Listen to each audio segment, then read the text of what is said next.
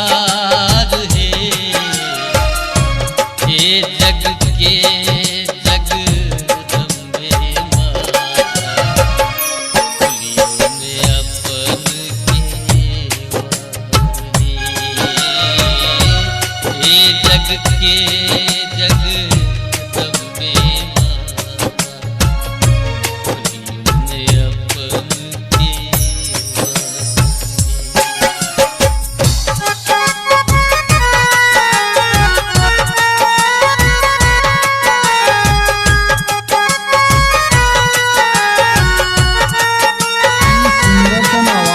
सजनी छे गौतम मिश्रा जी।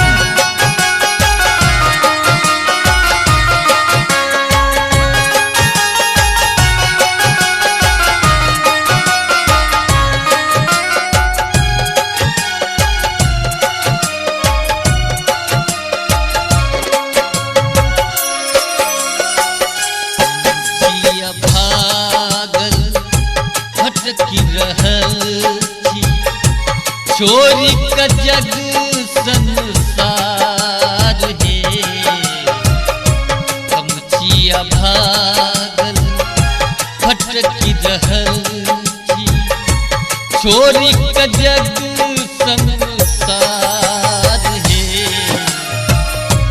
ये जग के जगदम्बे माता, फूलियों में अपन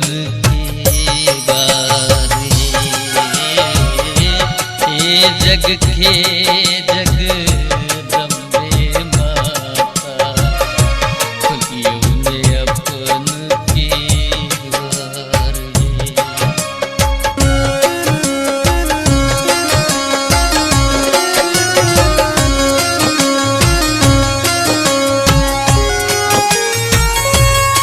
सुंदर आवाज को सजनी छे गौतम मिश्रा जी।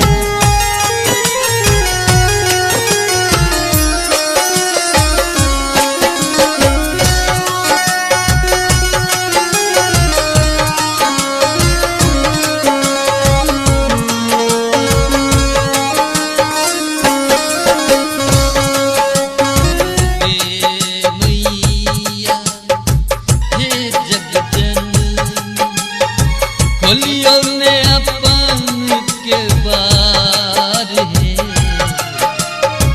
दुर्गे मैया हे जगजननी, फूलियों में अपन के बार है। हे जग के जगदम्बे